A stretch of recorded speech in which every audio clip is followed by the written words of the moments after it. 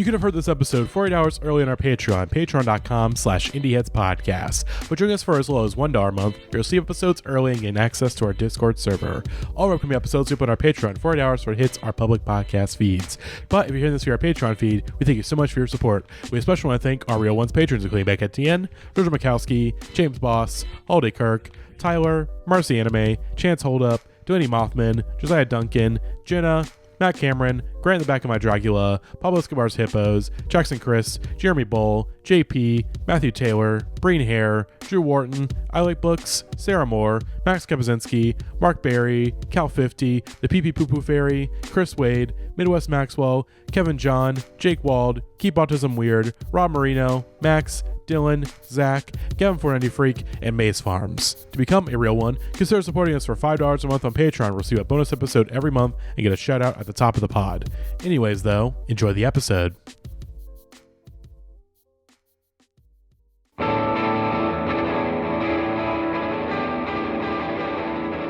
this one. Hello, everybody. Welcome back to the Indieheads podcast. I'm your host, Matty.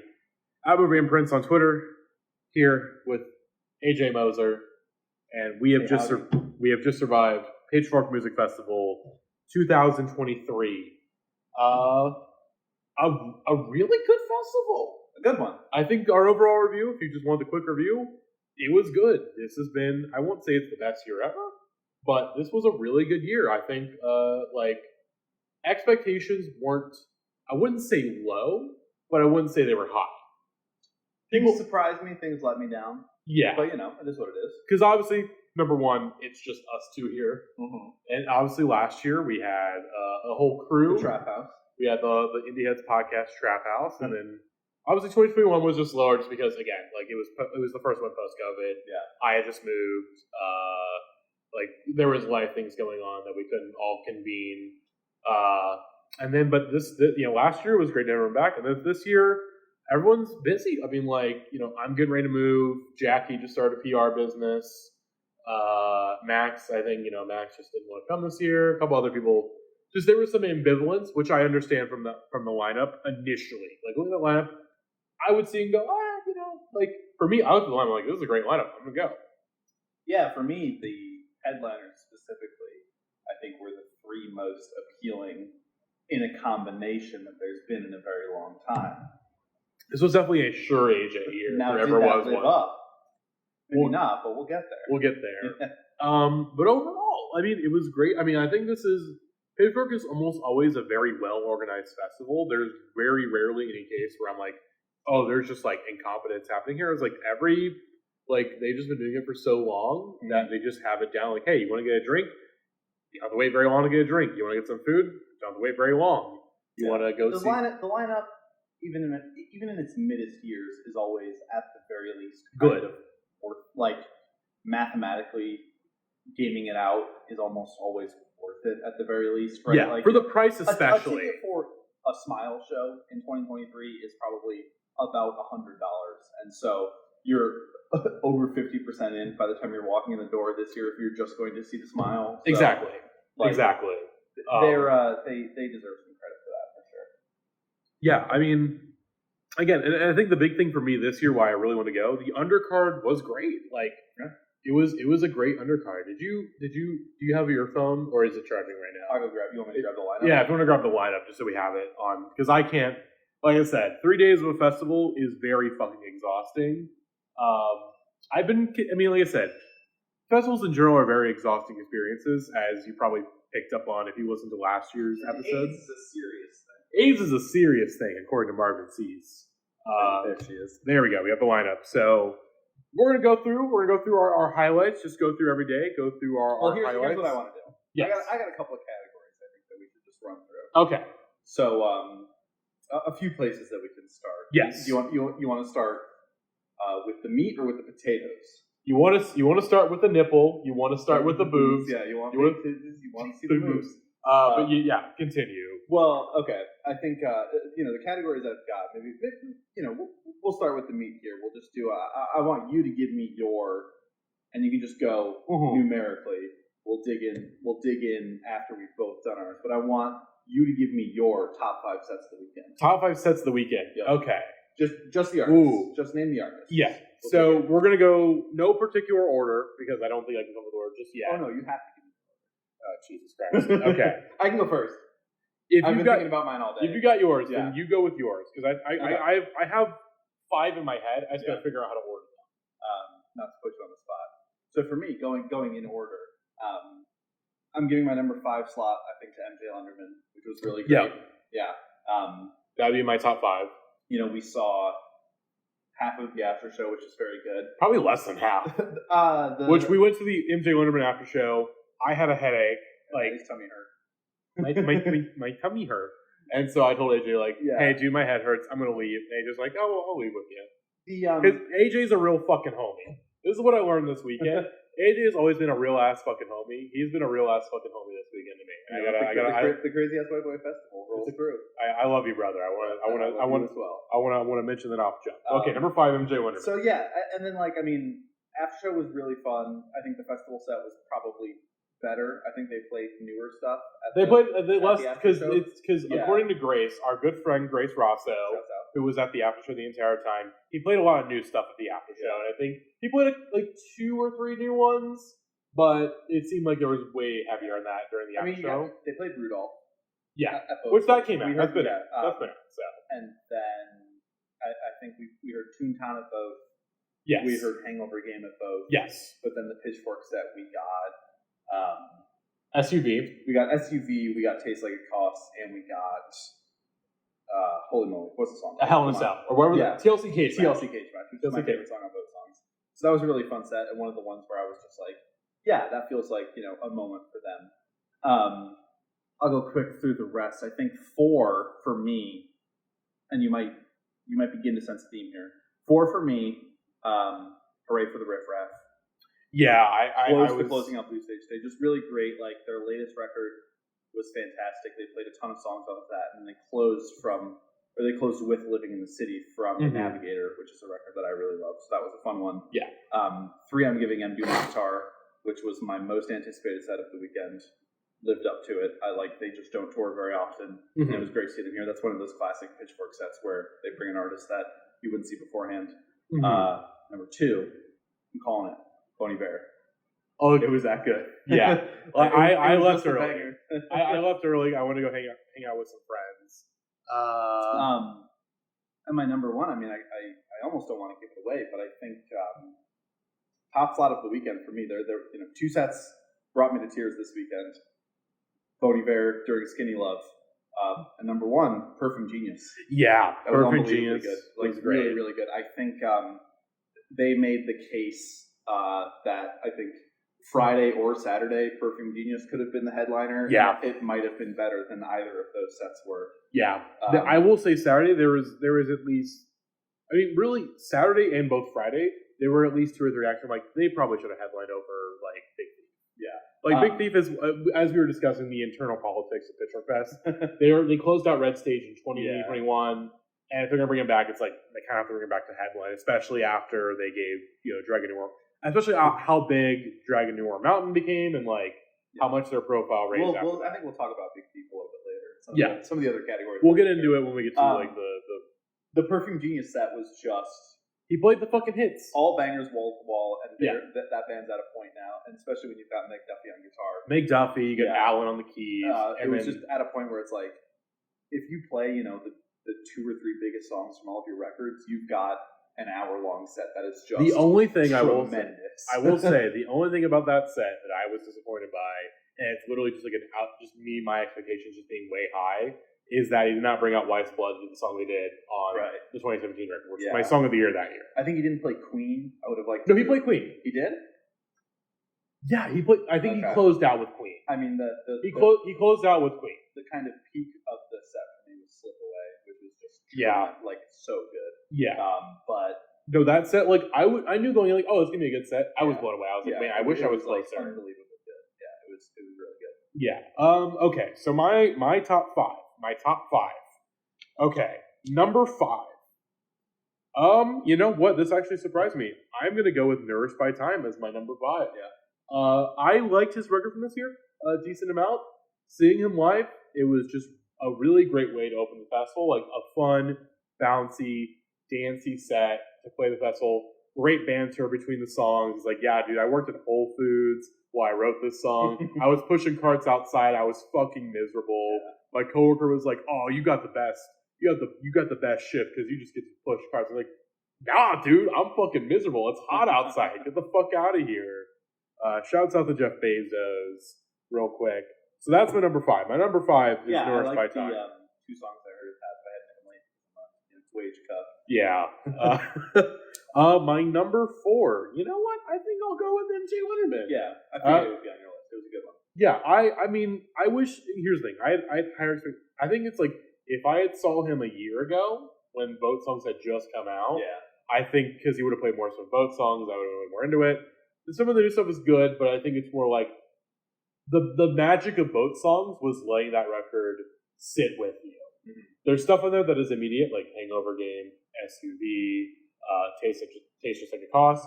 But the magic of that record is the stuff that like lets it sit in, like just becomes part of your, like literally we were doing a bit throughout the entire, we were just like, so AJ. That's right. Jordan wanted to sign with Adidas, right? And that's what I've heard. For shoes. But Nike. But what did Nike do? Matt Damon, Ben Affleck. They gave him an offer. He couldn't refuse it. He could not refuse it. And what'd you get? It was not a pizza. Not a pizza. That's what I've heard. It was not a pizza. Poisoning? In Utah? I don't know about that one. Not a pizza. And you know what? I gotta say it. I gotta say it. I love drinking too. I love drinking too. Which we consumed a lot of beers. Here's the thing. This year, last year, some of us got fucking sloshed. I don't know who you're talking about. Mr. lost his wallet last year. No crisis. The only thing that I lost this year was my jewel. That was it. That was the only thing I lost this year was my jewel, which I'm very sad about. Yeah. But I'm about to go back home to the beautiful city of Alton, Illinois, where I can get a jewel. God bless JB Pritzker. For very cheap. Yeah. God, we love JB Pritzker. The best. I will say it. The best governor in the entire United States. All right. Maybe who's the mayor of Michigan? Is it Gretchen? Gretchen. She's up there. Yeah, she's up there. But for me, JB, because as someone that did not vote for JB in the primary and only begrudgingly voted for him in 2018, he has exceeded expectations. I'm going to add a Lori Lightfoot memorial category to the episode. Fucking, oh my God. Okay. Our good friend Devin Young, who's partner Eric from Endless Scroll. Devin is a writer for Pace, Pitchfork, a couple other places. We love Devin. Devin's great. Good friend. Devin, if you're listening, we love you. But we're very jealous. We're very jealous because Devin and Eric had brunch about 4 seats away or 4 tables away from Lori Lightfoot. Disgraced Chicago Mayor Lori Lightfoot. Disgraced ex-mayor Lori Lightfoot. Herself, Lori Lightfoot. And I'm very jealous of that. Really, I didn't see as many, I really expect to see some celebs. The closest celeb that I saw this year, which we'll get into. You know what? We're going to save that because we have a segment that we're going to do. Segments. So we're gonna hold off on that. Okay, number 4. My number 4 was MJ Winterman. My number 3. I'm gonna go with. This is actually my number 3 is gonna be Perfume Genius. I think it's only because I was not close. Yeah. Because I was in the back. I was in the back. I was hanging out with my friends Elizabeth and Caroline. So I was not as attentive, but the stuff that I was attentive for, I was like, oh wow, he's fucking killing it right now. Mike had on these big fucking red rubber gloves. Yeah. And he was pulling them off. Which it's funny because we were talking about fucking goddamn DeSantis' wife, who also has the gloves, and she's busted as hell. Yeah. We love. Here's the thing. I love women. We love women. We respect women. They're all queens. Casey DeSantis. She's busted. Get her out of here. She's busted. So my number 3 probably Perfume Genius. My number 2, I am gonna go with Jockstrap. Jockstrap is my number 2. I love You, Jennifer B. I think it was a top 10 record for me in 2022. And I did not get to catch all their set. I only got to catch about 40 minutes before I left for Soul Glow. Which Soul Glow would be I would say Soul Glow is probably like my number 6, number 7. Yeah. Me too as well. The Jockstrap set sandwiched between 2 that were on the cusp for me, which was Florist and Soul Glow. Both great 2-stage sets for a Sunday. Florist, Emily Sprague, one of my idols, an icon. played a wonderfully tender solo ballad on the blue stage, Florissette, and then as they were closing that song out, the jockstrap set started with the Succession theme song over the PA system. Which that's definitely like the thing about the Florissette, wonderful band, one of our most consistent. Always great to hear Felix from Toltzland on the drums. Yeah, they just kind of secret heaters. Everyone on that stage, when they heard the Succession song, was like, "Damn, maybe we should be at the jockstrap set." Yeah, which jockstrap. I mean, like I said, look. The thing with intelligent dance music, AJ, it's called intelligent dance music because it's intelligent. Makes you think. It's intelligent to want to dance. Now you know I'm a Black Country New Road defender till the day I die. Of course, I can't endorse this jockstrap nonsense. It's not for me. Which is fair, but for me, jockstrap is right up my alley. Although I will say, I did not like the EPs they put out before this record. I was like, okay, I just don't get this band. But then I would interview it's like, I think the thing is that Click is like, they realized, oh, we should just like make a pop record, and it's great. I love one of the loudest sets of the weekend. It was really loud. Also, once again, we love women, we respect women. Georgia's very hot, and it can be said. She was even as I was telling Elizabeth here, I'm like, she was hot, right? And they're like, yeah, she was hot. Mm-hmm. So look, women are backing me up on it. Women all over the world are backing me up. And then I watched their interview they did at the Dash Pass with fucking Ryan Dumble, who again, a real man, who is a real man. I still cannot believe he is a real man. He's a real boy. And it was fun. It was very funny. Like, he asked him a question, being like, "What band? Like, if you could be in any band, just broken up, just any era, what band would it be in?" Jordan was like, "I would love to be in Led Zeppelin. Like, either a singer or a violinist. I would love to be in Led Zeppelin." And the guy, I think Taylor is his name. He's like, "I want to be in Keen." That's crazy. That's a good answer. Shouts out to Alex Grichmanoff for that one. I want to. Hopefully, Alex, you're listening. Taylor from Jockstrap. The guy in Jockstrap, he loves Keen. And Jeremy's like, Keen, like, K-E-A-N. Like, they had the ones, like, somebody, you know. Yeah. It's like, oh, yeah, the other one's like, I love their chords, man. Like, I love their chords. So, shouts out to Taylor. He also, shouts out to Jeremiah real quick, because Taylor's like, oh, yeah, I love Bob Dylan. Like, I've listened to all his albums. I saw him on the Rough and Rowdy Ways tour. Like, I love the Christian stuff.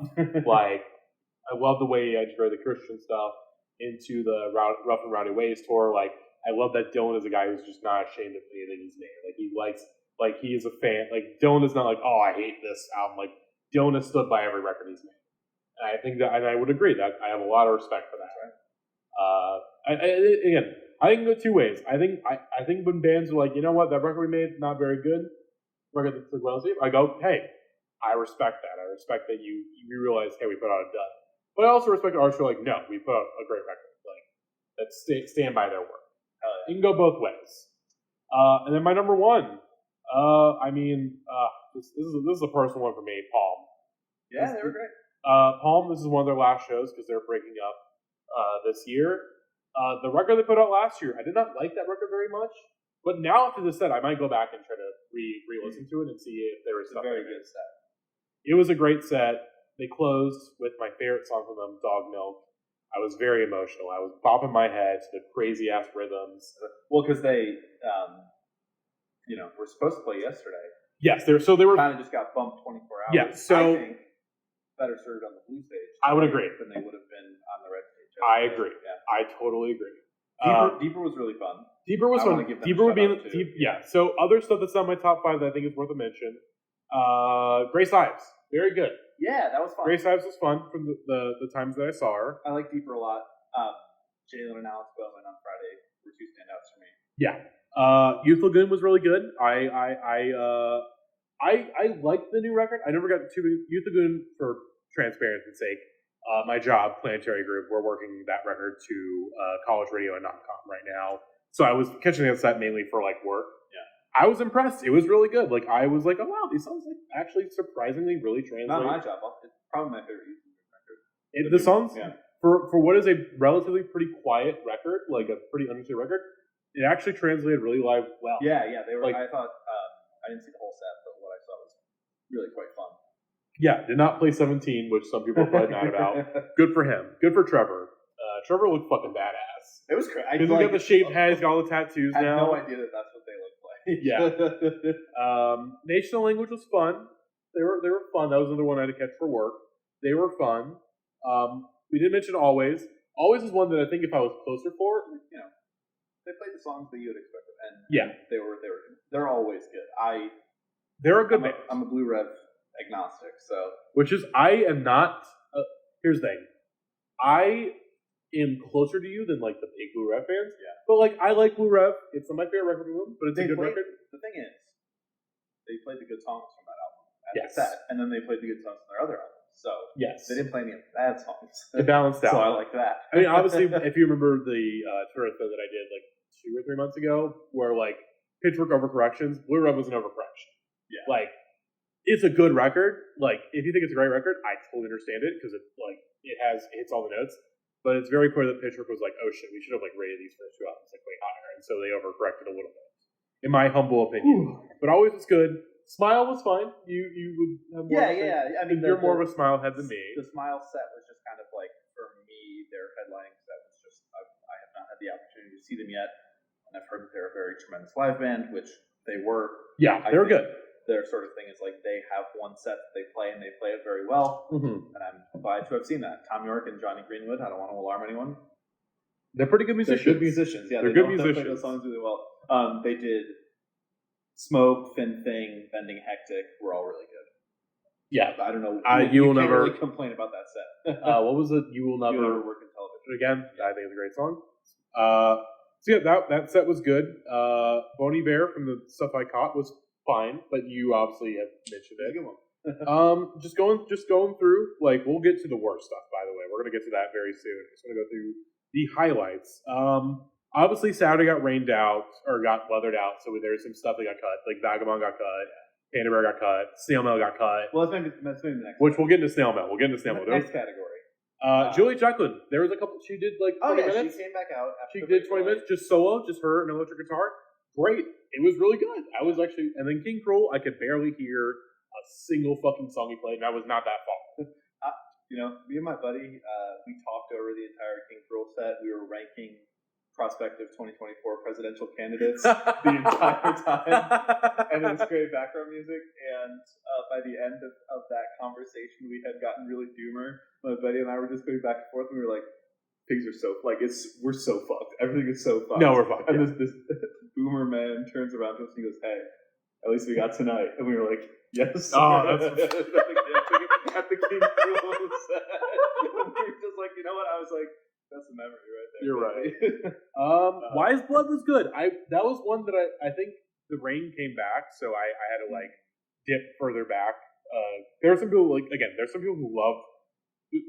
There were multiple I spoke to. They're like, oh, the rain made it better. For me, it's like I was already far back. That was the spelling set last year.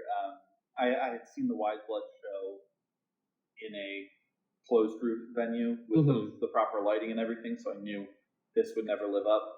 The songs that I heard, are good songs. So yeah, it was a good set. Yeah, it's one where I was not very close, so I can't speak to Charlotte Adidre and Boris Pupil. Oh yeah, you were there for that. They only caught 2 or 3 songs from that set. They were so fucking loud. That Big Thief had to wait. That Big Thief had to wait like 5 minutes until they finished the set so they could play because it was a Big Thief. No way. And then other stuff throughout the day that I obviously Solo was pretty awesome. I tried getting in the pit for like a song or two, and I was like, there was too much dust, and I was like, I gotta work on my body. I gotta work on my cardio because I can't do pits anymore. I just can't do it for very long. Well, today was a sandals day for me. I was vibing. Yeah, so you were Crazy Ass White Boy Day. I'm not getting in the pit, but I want to shout out one more from today, Rachika Nayar, which is a great set. Another one of, I think the 2 that I was looking forward to the most this weekend were MJ Mokhtar, Rachika Nayar, just because, as I've learned in my many years of coming to the Pitchfork Music Festival, anytime there's an electronic set, you should go to it. You should just go. Like they do a very good job. Who was the one that last year that we were really blown away with? Sofia Cortez. Yeah, she was my favorite set I have ever seen at a Pitchfork Music Festival. Really? Yeah, unbelievable. She was really good. Changingly good. Yeah. I'll give you it. It was really good. So I think it's totally that was the one that kind of just like, if there's a hardcore band or an electronic act booked, you should just go because I agree. It's going to be good. Yeah, I agree. It was really great today. I will say there was not many. Like I said, the worst stuff this year was pretty minor. Like the quote unquote worst acts, like acts wise, I didn't see many bad acts this year. There were no. By the way, one more shout out before we get to the quote unquote worst. Koala was pretty good. That was fun. Didn't catch I was because you were in Blue State. Yeah. Well, pretty good. It was fun. Yeah. But let's get to the quote unquote category 2. Category 2. Well, hold on. We've got a few things before we get into maybe specific sets. This doesn't have to be a ranked. We can just discourse it. Biggest L's of the weekend. Number 1, the weather delay. The Saturday weather delay. Saturday weather delay. Kind of embarrassing that they skipped Palm, and because Palm, that one especially was like there was literally no reason to not let them go on Saturday. Yeah, like you want. There was literally no reason. So they Deeper plays their set. I think cuts off 10 minutes early. I think 5 minutes, about 5 minutes early. The security's like everyone has to back away from the stage, which I have not seen that happen ever before. No, where they're kind of like everyone just has to congregate in the middle of the festival for about an hour. Yeah, they don't give it like okay, we're back. Like I don't know if Black Belt Eagle they did play actually. I watched maybe 10 minutes of their set. It was good, but the first set that went back on. I think between 1:45 and 2:45 they were closed, which was just like. People were just sitting around being like, what's going on? No reason whatsoever. MJ Lenderman plays his set, and then after that, they evacuate. Which is like, it was cloudier. There was lightning about and 6 it was miles really away. only like an hour. This happened a couple of years ago with Kurt Vile and Stereo Lab. And they just switched the order so that Stereo Lab could play since they came from France or whatever. Not a big deal. Yeah, or they're like there's certain acts that are just there to play Pitchfork and that's it. Yeah. And then there's some acts that are like their Pitchfork is just like Youth Lagoon. That was just a part of his tour. It was this is my Chicago stop of my tour. So missing the Fanfare Sonic Boom set is a big L for the weekend because big bummer. Have like 5 dates in the US. Yeah, that's it. This was one of them. Yeah. So not rescheduling that kind of sucked. Snail Mail didn't get to play. Do you want to say anything about that, Matty? Okay, so throughout so obviously if you saw my Twitter on Saturday morning or Saturday afternoon, I guess technically, I of course about a month ago, probably I think like 2 weeks ago, probably less than that. Of course, Lindsay posted an Instagram story along the lines of being like, "Hey, we should bring back hating things, that classic fucking stupid shit." And I was like, all right, Lindsay, I'll start. Your last record fucking sucked. And these Snail Mail fans descended upon me on Twitter with incantations and threats and insults my way. There was a trans woman that was like, I could grow a thicker mustache than you, which I will say is very funny. I think it's very funny. I will give you that one.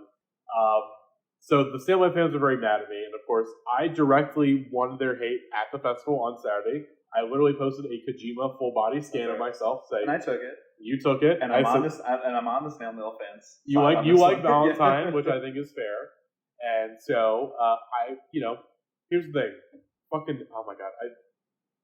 If I'm doing this in Final Cut, I hope if I remember this. I need to make a mental note.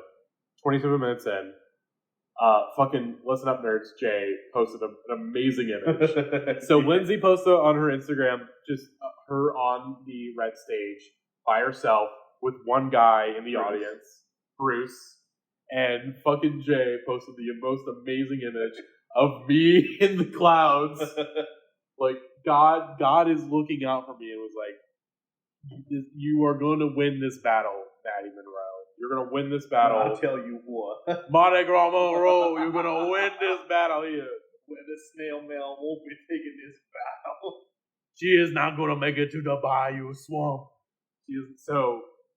That second canceled was not a bummer. I think she's even Snail Mail fans, even some of the biggest Snail Mail fans will tell you she's not very good live. Here I am. I'll tell you.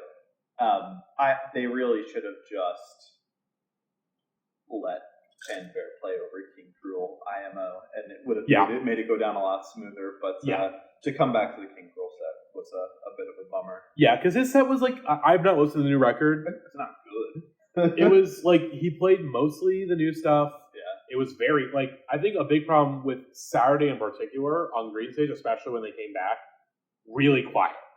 Oh, really? I mean, I heard we'll get to Big Thief in a second. But especially Control and especially Big Thief, a complaint that I heard was like, wow, it's really quiet. Like and just people are I can hear people talking and I'm very close to stage. And here's what I'll say. I was the farthest back for Bon Iver tonight that I had been for any of the headliners. Mm-hmm. Felt like the loudest headliner by a very significant. They were loud. Yeah, they were loud in a good way. Like literally, like I was that fucking bass. It was maybe the loudest set of the weekend. We headed to we were walking down Ashland and we were 3 or 4 blocks away from the festival, and I still heard a set pretty clear. So he was loud. But obviously, Smile, solid headliner, makes sense. Good choice for a headliner. Bon Iver, for what is essentially a last-minute replacement, allegedly was a last-minute replacement, did the job. Yeah. He played a headliner set. I think it was the only one this weekend that felt like a full kind of we're headlining a festival set. Yes. They really I like the Smile set, like I said, but as I understand it, that's just the set they play. That's just a set. The Bon Iver one was kind of, I saw them last summer at a sort of similar headlining situation, and they definitely did play a lot of the same stuff, but kind of just curated very well, where it's you like any of those Bon Iver records, you're going to hear at least a couple of the biggest songs from any of those records. Exactly. Stuff. But now we get to the big thief in the room. Okay. L number 2. Let's do an L gap. No artist beer. What the fuck? Where was it? Oh yeah. Yeah. So every year Pitchfork does an artist beer. Even 2021, which was sort of a last minute put together festival. Yeah, the Faye Webster beer. There was still a Faye Webster beer. It wasn't good. Wasn't good, but at least it was there. It was there. 2019 was Parquet Courts, the wit beer, which I thought was very good. And of course, last year the Japanese breakfast lager, which was amazing. I drank a lot of those last year. We drink a lot last year. They literally sold out Sunday. Halfway through Sunday, they sold out. That's right. Because people kept. Actually, that gets into column A of L number 2 of No Artist Beer. Not only was there no artist beer this year, there were no tall boys this year. It was all 12 ounces. They fucked it up. It was all 12 ounces. The only tall boys you can get were the fucking Monster energy drinks. And those were free. Those were free at least. So we love Monster. We love Monster. I will say Saturday that was a big help. They got funny water. Oh, that was all right. We'll get into our alcohol reviews. The funny water is fucked up. Now you know I'm not touching that beatbox cocktail. No, fucking oh my god. That was one of the L's of the weekend. Let's talk about having to see all of the fucking tote bags for free that they were giving them that said "alcohol you later." I don't want to deal with that. So we had 2 friends of ours have the beatbox juice. There were a couple of new corporate sponsors this year. Maybe we'll talk about all of these right now too. Let's get out of the way. The Haagen-Dazs ice cream tent, pretty good. Free ice cream. Free ice cream. What can you say? It's sugar, man. It's sugar, man. Free ice cream. You can't complain about that. Monster energy drinks. Free Monster energy drinks. I had one. It was all right. I had one. It was fine. It was a good caffeine boost that I needed for the day. Maybe, they should have had the white monsters. Maybe my biggest W of the weekend. Okay. I want to give this one specifically to the beautiful corporation that distributes Waterloo sparkling water. Yes. I'm not a sparkling water head, but for you, yes. Consistently every day, walk up to this tent, you can get yourself a can of sparkling water. They were offering multiple flavors. Here's the thing. You can just take 2. You could say, can I get 2 cans of sparkling water right now? They would say, here you go. And they can't say no. At all of the beverage tents, they were selling those cans for $3. Yeah. You could just walk over to this other tent. Let me get a free sparkling water. A beautiful thing. That's the only reason I'm here talking to you beautiful people right now. Yes. Is I was going 1 beer, 1 sparkling water. This has been a less drunk Yes. 1 beer, 1 sparkling water. A beautiful ratio. There was literally only one time during the entire weekend where I would say I got drunk. And I drink a lot of fucking beers this weekend, people. I drink a lot of fucking beers. Look at my bank account. I drink a lot of fucking beers. And so there was also, sometimes there's usually almost always a kind of enclosed experience. Yes. One year, I think the Philadelphia cream cheese Aura reading. Yes. That was last year, I think. That was last year. There was one year that it was one year they had an enclosure where they were doing fucking DJ sets. which was pretty cool. You had to be like a Zell member or something, I think. Yeah. But I wish I could remember who I saw in there. There were like some decent fucking DJs. Yeah, they had like fucking Blair Rousset. Yeah.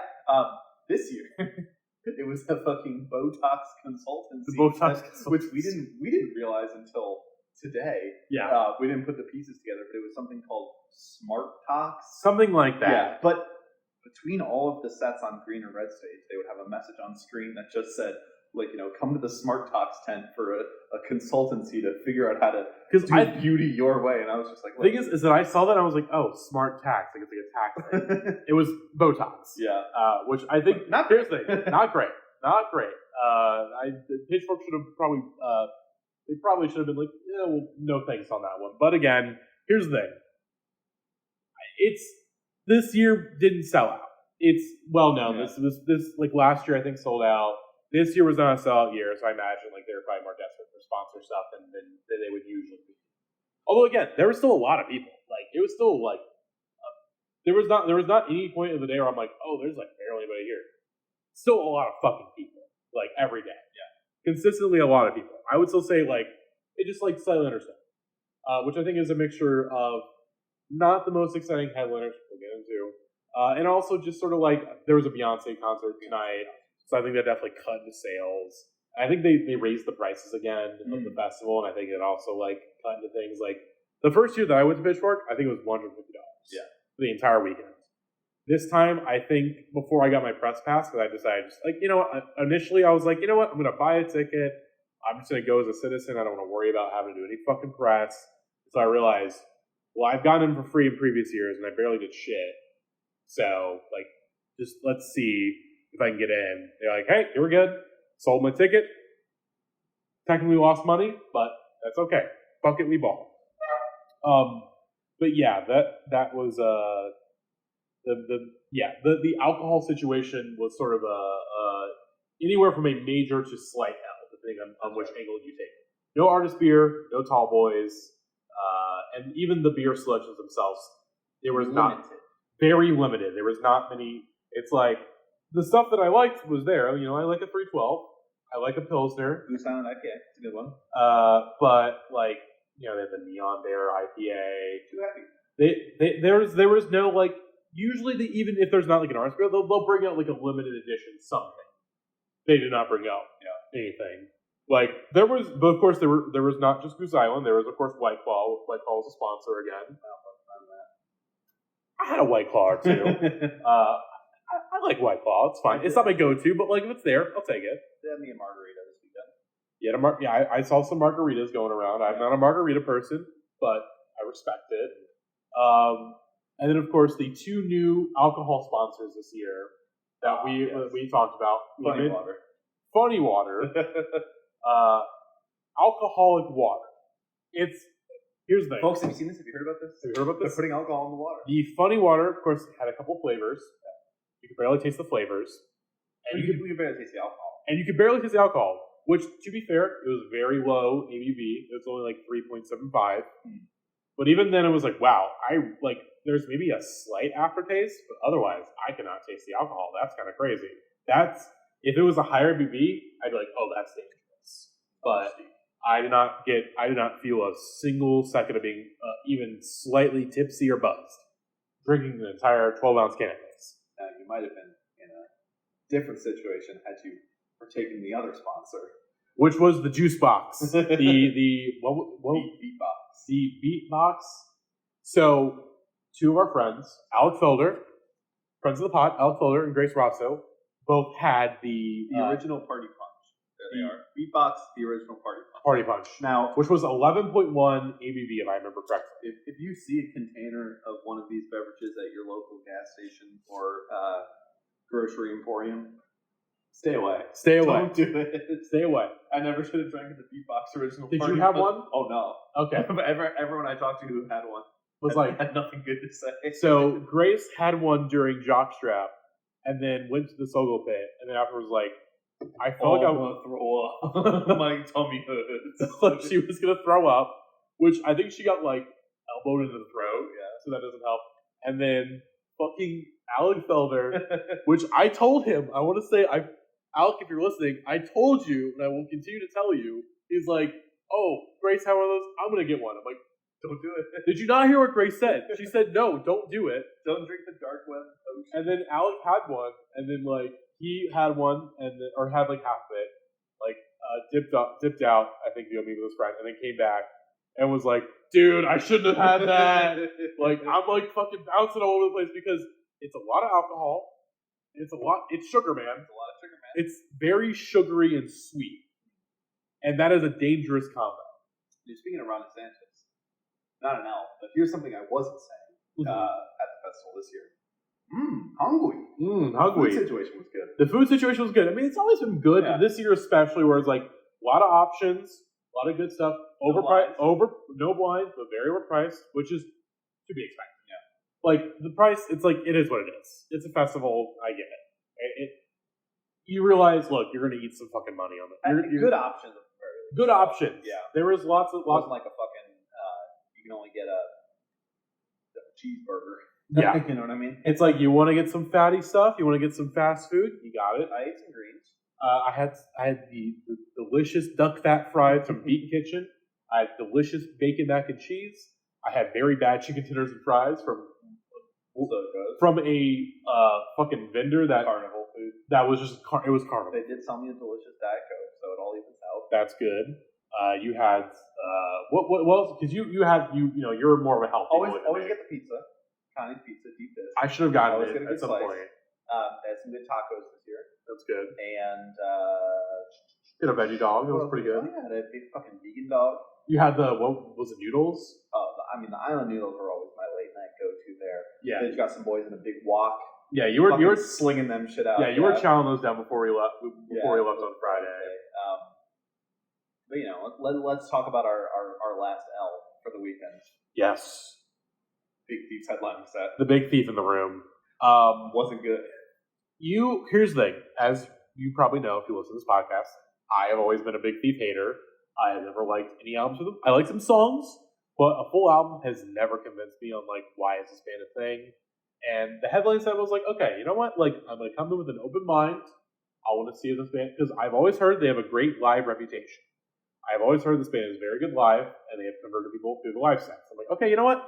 Come in with an open mind. I've had like 6 beers. I'm feeling good. I'm ready to see Buck Meek in his fit.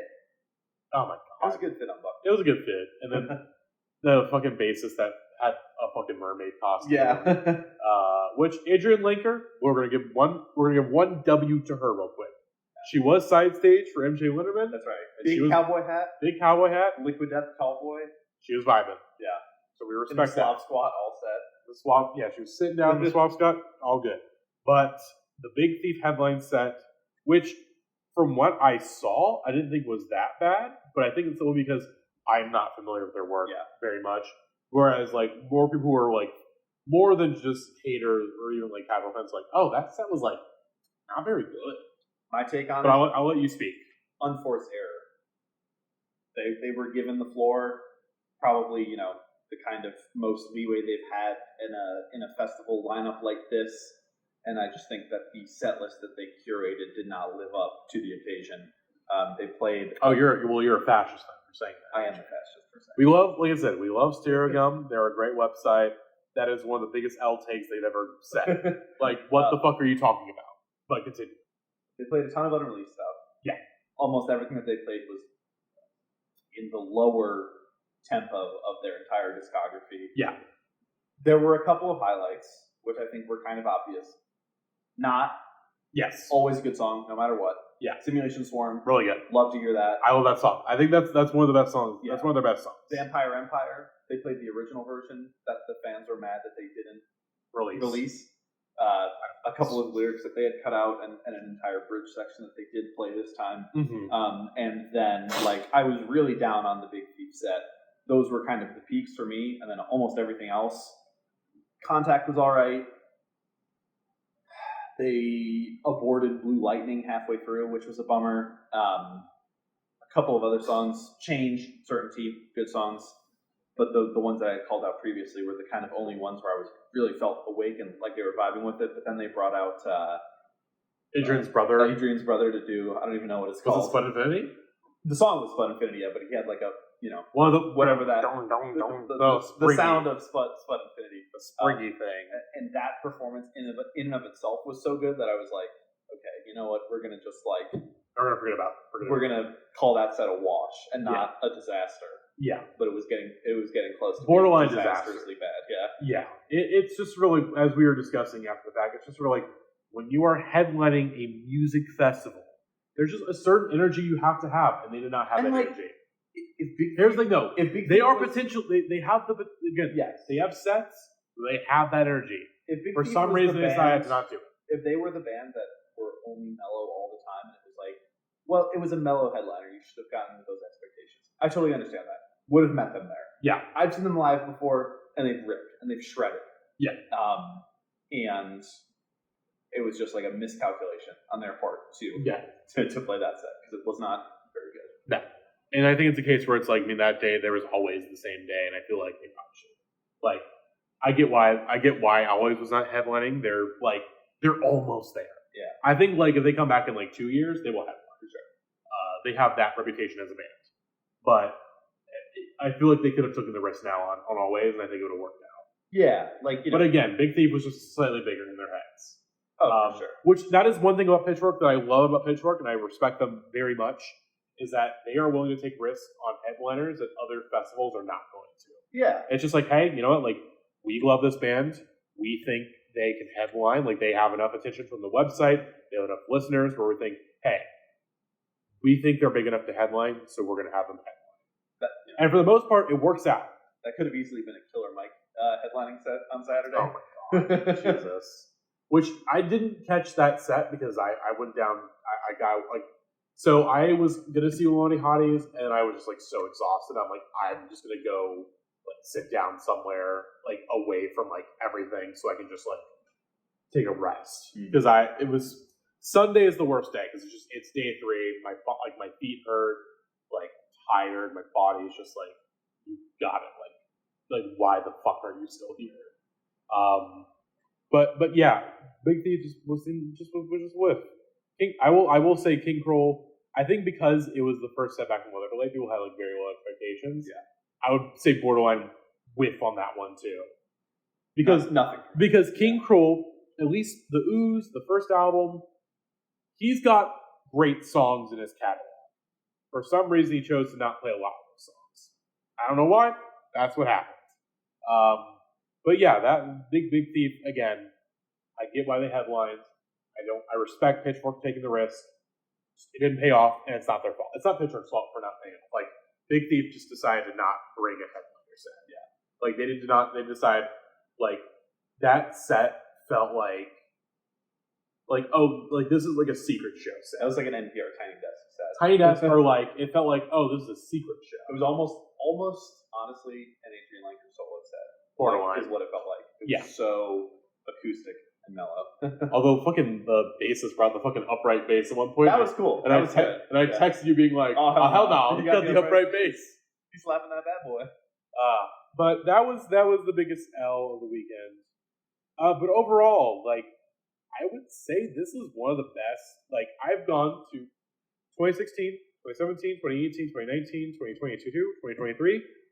I would put this, of the ones that I've attended, I would honestly put this in my top 3.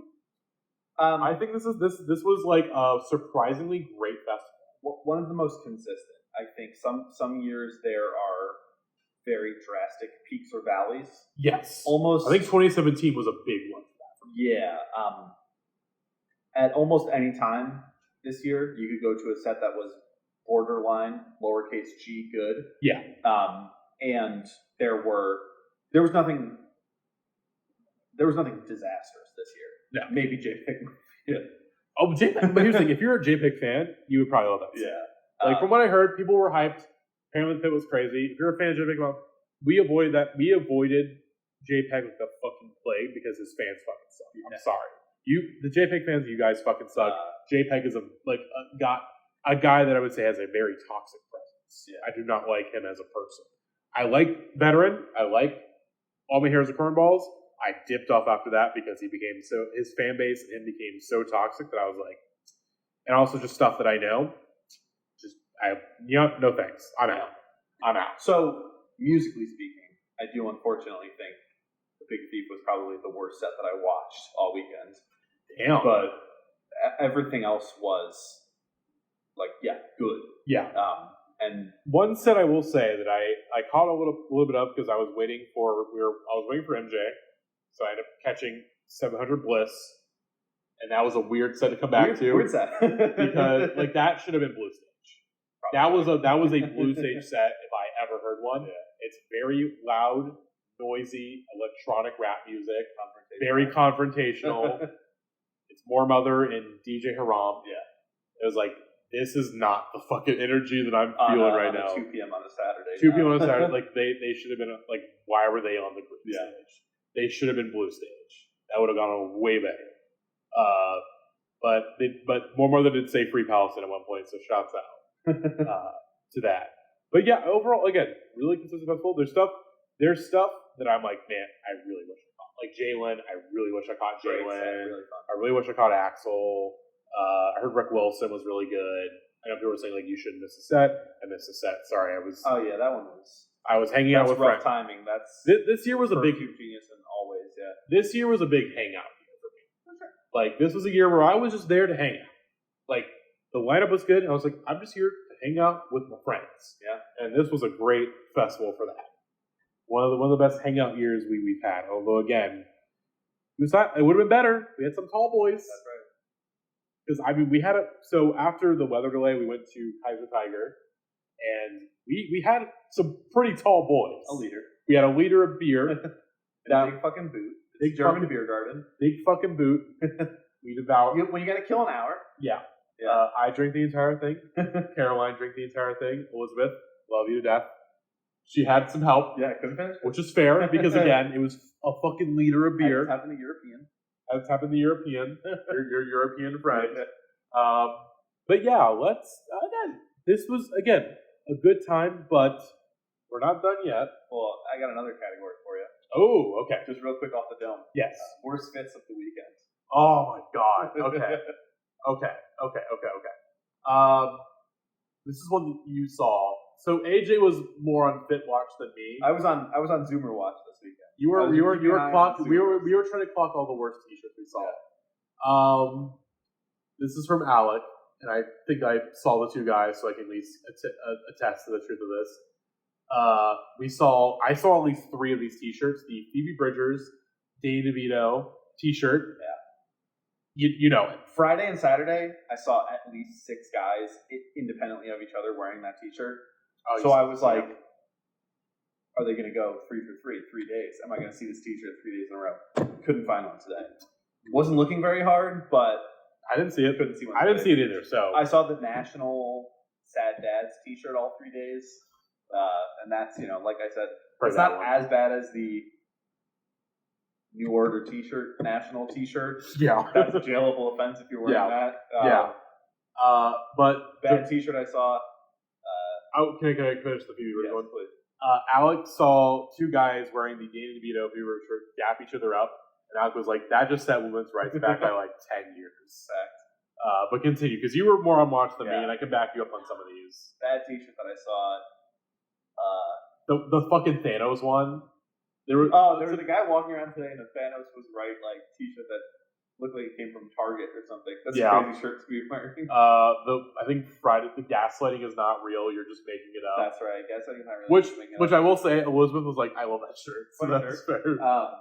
There was one that was and this shirt's only bad if it was sincere, but I think it was listen locally, fuck globally was what the shirt said. That was rough. On our way to the festival today, we saw a guy behind us wearing an Idol shirt. And we almost debated going deep cover, being like, "So you excited for JPEG Mafia today?" JPEG Mafia, man. Yeah. I saw a boomer ass dad get interviewed for a TikTok, and they're just like, "Tell us who you're the most excited to see this weekend." And he was like, "JPEG Mafia is going to be lit." And I was like, "So you're 50 years old." Yeah, that one. Oh my god, couple bad. So many Black Mini T-shirts, and I like that band, but my god, every man. It was just men wearing Black Mini T-shirts. I want to make that clear. We're everywhere. They were everywhere, and the fits were all bad. Here's the thing. I can't speak because I don't have good fashion. I have bad fashion because I'm autistic and I have weird sensitivity and shit with clothes. So I can't speak too harshly. Bad fits on these black minimen, I gotta say. Bad fits. There were some bad fits this weekend. I think I wore some pretty good t-shirts. I'm wearing the fucking Cold God Sometimes t-shirt. that's all that matters. I love this Cold God t-shirt. No one, I really did expect at least one person to be like, hey, Cold God. Yeah. No one, which is fair. It's like California. Like, you only know that band if you're in California. But I will say, fucking, I speak of this very positively. I don't want to make fun of anybody for knowing who I am. But I did have multiple people come up to me being like, oh, I follow you on Twitter. The Marty Monroe Army's out there. Yeah. Vacation Marty Army. So shouts out to, okay, I'm going to, off the top of my head, I don't remember your names, I'm so sorry. Connor and, Tim, we met MJ Winterman. Oh, yeah. Tim, who I was in a group chat with years ago. Shouts to Tim, shouts to Connor. Someone named Travis, I think? Who recognized you for beefing with Andrew Cat? Oh my god, wait, I didn't catch his name, but there was a guy who, this is from, like, some are just from Twitter. This is someone who recognized me from the podcast. Was like, hey, you're Matty, right? I'm like, yeah, like, did you do that podcast with, we met, like, at a Car Seat Hetero show in St. Louis because you beefed with Andrew Katz. Because we did the Andrew Katz podcast, like, February 19th, 2018. I had to look it up when we were talking about God, this. Yeah. So over 5 years ago. Jesus. And he was like, and we talked a little bit. He's like, can I take a photo with you? And I was like, sure, dude. So we took a photo together. So if you're out there and you have that photo, please send it to me. I want to see it. So that was funny. So multiple, and I got Elizabeth gave me a little bit of shit for that because we were literally That's a good one. During the weather delay on Saturday, we were leaving and someone gave me like, "You're Matty, right?" I'm like, "Yeah, I'm on Twitter." So again, I genuinely appreciate that. It's still very weird for me. It's just like I'm fucking nobody. But like I am to some people, I'm somebody, which is nice. So that was very funny. Yeah, I mean, you were more on. I wish we were cataloging the t-shirts more, but we saw some pretty Friday, I was doing a good job. Saturday, things got tricky with the rain delay. Yeah, and today was just vibes. Yeah, but bad fits came out today. I will say there were some bad ones. I gotta say, and I don't want to stereotype people, but I think it was most of the JPEG Mafia fans. It was probably most of the JPEG Mafia fans, if we had to guess. But before we go, did you have anything else? Before we go, a friend of a friend, I think we were just pal of mine, Sam Goldner. I guess someone who works at the Chicago Reader. They gave us this bingo sheet. This bingo sheet right here. Bingo. If you can read it, it's reversed right now. So I will try to unreverse the footage briefly. Take a screenshot. Look at this. We're going to try to collectively finish the bingo card. See if we can do bingo. Do we have a pin? Do we have a pin? In the other room. I got a good memory. Okay. So our free space is weather delay.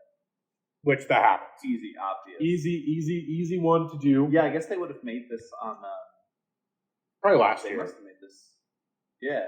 Probably would have been based on last year's festival. I'll cross one out that I did see. Chance 3 had. You did see one? I saw one. I didn't see one all festival. Yesterday. Okay, so we can cross that one off. Chance 3 hat. Okay, we're gonna go in order. We're gonna go top to bottom in order. Somali got merch. I don't know what the fuck that is. That's a Chicago. That must be a Chicago thing. Chicago thing. I don't know about that. I didn't see it. I didn't notice it. Someone doing poppers. Surprisingly, did not see. Didn't see. I think because they're maybe a little harder to sneak in. Yeah. So I didn't see poppers. I would have loved to see poppers. I would have loved to have done poppers, but I did not see it. Running into Tinder match. I did not directly run into them, but I did see a Tinder match from last year throughout the festival multiple times, and I was too scared to go up to her and be like, hey, because we follow each other on Twitter, so it's not like it's weird. All right. But did see them. Someone with the same fanny pack as you. No, I was betrayed by my fanny pack last year. Didn't make it back this year. I got some new zipper pocket shorts. Yeah, I did not notice anyone, but it would not surprise me. So you know what? We're gonna cross this one off because I had a Jan Sport. Let me grab it really quick. Sorry for the squeaky chair. I have this fucking standard Jan Sport one. someone probably had it. I didn't see it, but knowing it's out there, I don't doubt that someone had it. So we're going to just cover someone off. Elaborate hand signal waving. Easy one. Yeah, I saw plenty of it. Because you got to tell your friends where you're at. Union Park is smaller than other festival parks, like other parks where festivals happen. It's still pretty fucking massive. Yeah. It's still pretty fucking big. House Robots, Bon Iver debate. No, I think these are the real heads. I didn't hear any of that. I didn't hear anything, so I mean, we were definitely of course I was referencing the white man Bon Iver, the great Nicki Minaj tweet. You were hanging out with maybe the number one Bon Iver fan in the park all weekend. So. This is true. Yeah. So I did not do that. We're not cicadas blending into set. I didn't hear any cicadas. I don't think it's the season. Yeah. I don't think it's the season. Someone running for set. Yeah. Definitely. I mean, there was a white flight after JPEG Mafia. Yeah, after we saw So Glow, I was like, I need to get some meat. I got some duck fat fries. Delicious, by the way. They were delicious. As we were heading to Blue Stage to go catch Illuminati Hotties, after JPEG Mafia, we saw so many fucking people running towards Blue Stage or like running for the food vendors. And it was either that everyone was really excited to see Illuminati Hotties, or nobody wanted to see Killer Mike. Which is one of those things. Which is crazy because when I passed by the Killer Mike set, there's still a ton of people. Oh yeah. So I don't know what was going on there, but Silver set, absolutely the best tattoo you've ever seen, probably. I don't know if I know. Stuck out to me. Nothing stuck out to me, but like there's some pretty good tattoos I saw. So we're not gonna cross it off. Chicago venue merch. Absolutely everywhere. Yeah. Empty bottles, salt shed. Yeah. Chubas. All over. Lincoln Hall. Yeah. I mean, we were at Lincoln Hall for the MJ set. Yeah, the fucking wristbands. The league set list had. Well, that was you and me. For which we had this conversation. For which artist? For D'Angelo. Oh yeah. Well, no, the league set. Well, is this for like just the overall like? I assume that's what it's about. Okay. You know, D'Angelo was allegedly supposed to be. Okay, we'll count that. We'll count that. You and I had that conversation a couple of times. I think they should have said the league lineup because that would make more sense. But if that's what we mean, yes, definitely we had that conversation. I definitely talked to about D'Angelo. Here's the thing. Would have been better than Bon Iver? I don't think so. That's would have been better than Big Thief though. For sure. Absolutely. Elaborate spoken device. Yeah. It's definitely. we are dealing with fucking music nerds. These fucking weirdos have these crazy setups. Especially now that the weed vape. Put down the vapes. Put down the vapes. Put them down. Here's the thing. I lost my Juul this weekend. Probably for the best. I just borrowed my friend's Juul if I needed it. Otherwise, I just smoke cigarettes like the fiend that I am. Okay. Obviously, weather delay. So right now we are about to cross. Yeah. What's the last one? Chance 3 hat. Locking eyes with performer. That probably happened at some point. I mean, I did it with Chicken IR. I think Jockstrap was looking at me at one point. Okay. So you know what? We're gonna cross this off, but we're gonna keep going. We're gonna keep going. Trying to propose marriage to the singer of Palm during their set. It didn't go very well. But didn't go very well. Damn. Most beautiful one I've ever seen in my life. Hey, I'm not gonna disagree. I'm not gonna disagree. I love Palm. I'm not gonna disagree. Although again, Georgia, you're single, and Elizabeth, if you let me. Please direct message me. Please DM me. Please, man, may I direct message you? Please DM me. All right.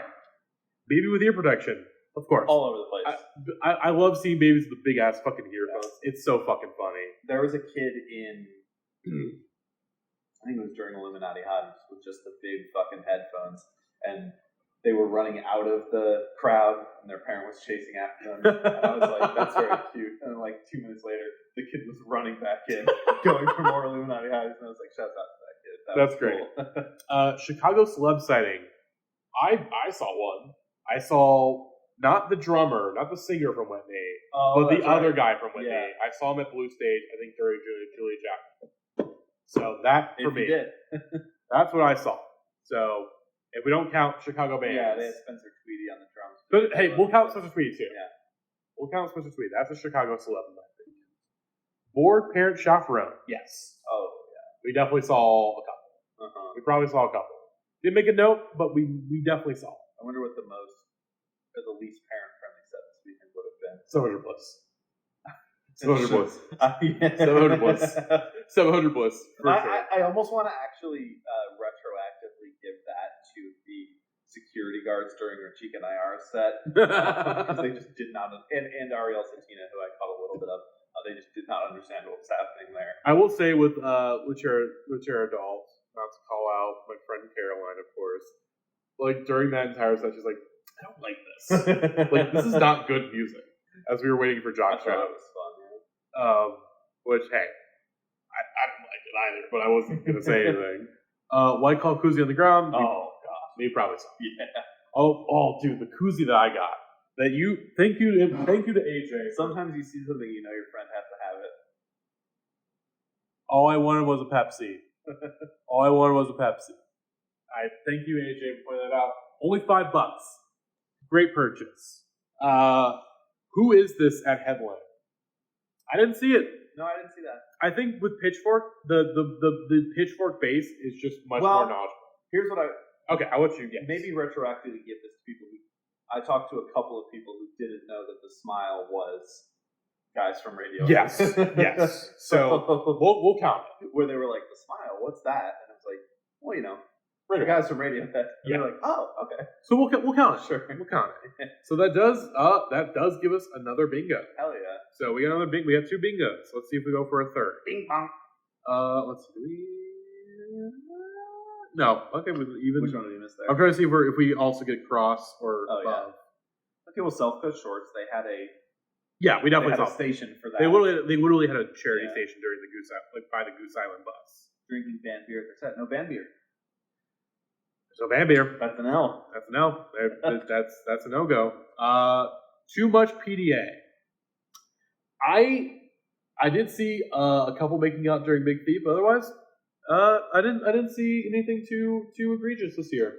But I think maybe because I was just hanging back for the most part. So I saw 2 horny boomers during Hurry for the Riff Raff fucking smoking a joint and getting hands all over each other. And it was bad. But Good. I definitely saw that. Good for that. Same tattoo, different people. I saw multiple pine grove tattoos. Multiple pine That's grove all we'll tattoos. say about that. Yeah, we saw a lot of pine grove tattoos. Wacky Simpsons merch. We probably. I saw a Bart Scott Simpson shirt Good enough. during Soul Glow. Good enough. So that does. Let's see if that gives us any other bingos. We crushed. Yeah. So we had 2 bingos for sure. Let's see. No poppers. No Tinder match. Well, I did Tinder match running a set. Someone running for set. Too much idiot. We have 3 bingos. Someone saying, "Hey, I can see you." That's a 2. Nope. Elaborate hand waving signal. Chicago venue merch. Performer. Who is this? Yep. We got 4 bingos. That's a W. That's a W. 4 bingos. So yeah, any final thoughts on Pitchfork Fest? Anything we want to shout out that didn't get? It's always fun. Oh, can we one more L? One more L I want to mention. Oh yeah. We're Bringing back hating. We're gonna bring back hating. the 4th L for me, definitely for me. One of the things that I look forward to most every year at Pitchfork Fest is the Chirp Record Fair. Yeah. A lot of labels, a lot of stores come to Pitchfork, a lot of stuff, and you're in previous years, as you definitely know, I would indulge very heavy in the record fair, like 2016, 2017 especially. I would get tons of records. Like I would get like 7 or 8 records. Last year I only got 1, but I think it was because of my financial situation. And I was just like, even though like that year there was enough stuff I would have gotten, I was like, we're just getting 1 record this year. I don't really feel like getting too much this year. It wasn't for lack of options. This year is despite the fact that the tint was bigger this year. Yeah. The tint is usually a pretty small tint or like it's separated. 1 big tint this year. This is the most bare record fair that I've seen so far in my time. They kind of cut the size pretty much in half. Yeah. The record vendors. There was not many options, and the stuff that was there, like a lot of those labels where it's like, I mean, I got some stuff. I got the new Strange Ranger record. I got the new Lifeguard double EP. But otherwise, I didn't see anything I wanted to pick up this year. Because there was only really like maybe 3 like just general record stores. I think it was Suga and Pinwheel and there was probably another one. Yeah. But otherwise, it was like labels where it's like, I don't want to pick up anything from this label this year, or the stuff that I did want, they sold out. So, like, I wanted the Water From Your Eyes record, that sold out. I wanted the Jock Shop record, that sold out. Yeah, just in terms of that, it was pretty, like, really bare record fair. Like, this is the year I was like, oh, I actually want to spend more on records this year than I usually would. Wasn't many options. Sad. What can you do? So that's my last L. So otherwise, pretty great Pitchfork Fest. Yeah. It was a great year. Great year. Fun time. Let's do it again next year, maybe. Lots of jam band fans out there this year. We're taking over. Yeah, because he wore a goose shirt on Friday. He had a lot of fans coming up to him, and then of course dead shirts every day. And then Saturday, of course, we went down to the craft fair. Of course, saw a couple posters. You were shouting up some guy about goose and great, Dead and Co. Yeah. Where at? One of the posters, the poster for the show that you saw in Raleigh was like $75. Oh yeah, it was a great poster, but like $75. Holy shit, yeah. Jesus! But those are the circles you run in. What can you do? So thank you all for listening. If you were at Pitchfork Fest this year, or if you watched the live stream, tell us what your favorite stuff about the festival was. And if you were there, you met up with us. Thank you. Thank again all the friends that we saw this year. If you're Lori Lightfoot, hey, drop location. Yeah, it's up Lori Lightfoot. But yeah, all the friends we saw this year: Caroline, Elizabeth, Alec, Nor, Devin, Eric, Sam, Joshua, Grace. Probably other people I'm forgetting. Gang. Ice cream so good. Ice cream so good. Gang. Got me feeling like a queen. Hungry. No bit this year. It's hard when it's just the two of us. Yeah, because again, the running bits. Hungry. That was Sugar Man. It's Sugar Man. That's all we had this year. Perpetually making fun of Ron DeSantis. Yeah, was a good bit this year. It was not. Yeah, that is the thing. Like I said, no Donald Trump Mitski fan. that was a great bit from last year. Of course, all hell no. Yeah, all hell no.